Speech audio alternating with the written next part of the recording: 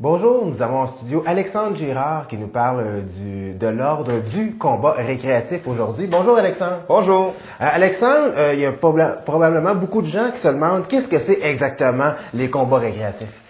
Les combats récréatifs, c'est de prendre une activité que j'ai retrouvée dans les grandeurs nature. Peut-être que certaines des personnes à l'écoute connaissent les grandeurs nature, mais c'est des endroits où ce que les gens se tapent allègrement dessus avec des épées dans un scénario médiéval fantastique. Exactement.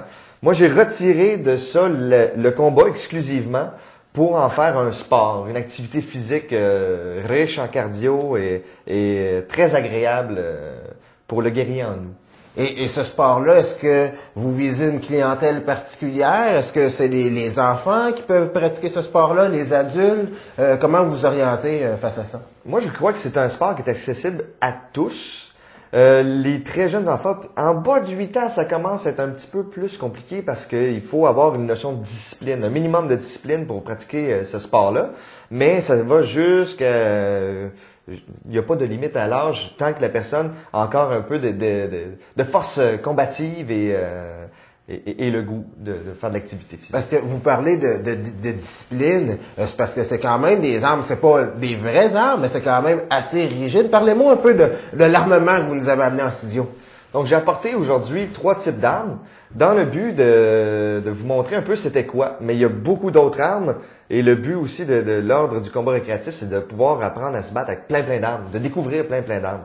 C'est des armes en mousse polymère, c'est Calimacil, la compagnie Calimacil de l'Estrie qui fait ça. Et regardez, c'est très flexible, c'est très réaliste, mais même les gardes sont flexibles. Donc, c'est bien difficile de se blesser avec ce type d'arme-là. On peut pas casser un os, on peut pas fendre la peau, mais ça prend un certain contrôle pour pas faire mal. Parce que c'est quand même pas une petite arme de plastique qu'on retrouvait chez les Walmart de ce monde, là, dans le temps des Ninja Turtles. C'est quand même beaucoup plus rigide. Là. Exact. Ça, c'est pas tuable. Je peux frapper sur le coin de la table et je ne briserai pas la matière. J'ai vu des épées qui ont vu elles-mêmes plein de combats, puis être traînées dans le sable, la pointe et tout ça. Ça déchire pas, ça brise pas. Le froid, le chaud, ça ne les atteint pas. Et c'est pour ça que j'ai choisi ces armes-là, parce que c'est possible de faire des armes comme ça, mais en styromousse ou en mousse de coussin ou ce genre de choses-là, en isolant. Mais elles sont beaucoup moins durables. Il faut tout le temps les entretenir. Et moi, je voulais quand même un minimum de qualité. Et c'est une technologie assez récente. Donc, et la durée de vie des épées comme ça, des armes, des haches, ça peut être de combien?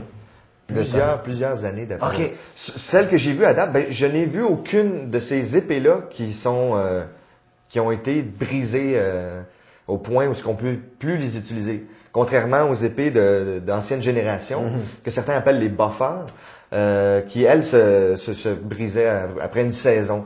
Tandis que ça, c'est vraiment durable. Là. On peut faire des centaines et des centaines de combats avant que ça brise. Et puis là, on parle de combat. On sait qu'il y a peut-être certaines mères qui nous écoutent présentement en studio puis disent ça va inciter nos jeunes à la violence. Ils vont vouloir se battre, ils vont être encore plus agressifs. Mais vous, c'est pas comme ça que vous le voyez. Non, tout à fait. C'est que de nos jours, la violence est un peu mise à l'écart, mais de nier l'aspect combatif ou violent de l'être humain, c'est de faire du déni. Parce que l'être humain est fondamentalement violent. On protège notre territoire et c'est dans notre nature. Mais moi, ce que j'offre avec ça, c'est plus une façon de se défouler et non de se battre et d'inciter à la violence dans un endroit clos. Et une fois qu'on sort de cet endroit clos-là, c'est fini, il n'y a plus de combat. Contrairement, mettons, à l'escrime, au kendo, le sabre japonais, ou le karaté, que en tout temps, l'esprit, c'est dans un champ de bataille ou dans la rue, quand je vais me battre contre quelqu'un, c'est ça que je vais utiliser pour y casser le bras ou quoi que ce soit. C'est pas ça l'idée. L'idée de ce sport-là, c'est de se battre et d'avoir du plaisir. Et c'est tout. Vous parlez des combats. Pouvez-vous nous expliquer un petit peu le fonctionnement d'un combat? Est-ce que c'est des 3 rondes? Est-ce qu'on touche à notre adversaire une fois? On a un point. Comment que ça fonctionne un petit peu? J'avais joué en divers techniques. Dans les grandeurs nature, il y a aussi la notion de jeu de rôle. Donc, on frappe un bras, je perds le bras, tout ça. Mais je voudrais le rendre encore là plus accessible à tout le monde. Donc, j'ai fait un système de 3 touches. J'invente rien en soi, je vais chercher un peu partout. Un système de 3 touches, c'est des points clairs qu'il faut que soit fait, c'est-à-dire pas trop fort, mais que c'est évident que la personne a été touchée. Aux bras, aux jambes, au torse, aux pieds. Bref, juste la tête et les parties sont des parties inadmissibles. D'accord. Donc, c'est 3 touches, vous gagnez le combat et ça vient de vous passer à l'étape suivante. Et les combats, de façon générale, vont durer peut-être quoi? 2-3 minutes? Il n'y a pas de temps limite. Un combat pourrait durer 10 minutes. Là, ça deviendrait vraiment un combat épique. Mais c'est assez court, en effet. Ça peut durer de 1 minute à 5 minutes. Mais après 3 minutes, la patate veut te sortir du corps parce que c'est un sport très cardio. Et est-ce que dans ce sport-là, vous avez un espace terrain restreint? Est-ce que vous comprenez ma question? Oui, oui. C'est ma première session et je veux justement développer ce système de règles-là qui détermine, un terrain réglementaire de l'OCR, c'est le raccourci pour Ordre du combat récréatif, ce serait de 20 pieds par 20 pieds. D'accord. Ou est-ce que ce serait une arène circulaire? Ou est-ce que ça pourrait être plaisant de faire du combat sur terre battue, sur béton, sur gazon? Parce que il y a des règles différentes, ou plutôt, c'est une réalité différente. Puis c'est de rendre vraiment ça comme un sport, comme le tennis ou quoi que ce soit, où ce que là, les différentes surfaces influent sur le combat lui-même. D'accord. Donc, cette première session sert à déterminer ça pour moi.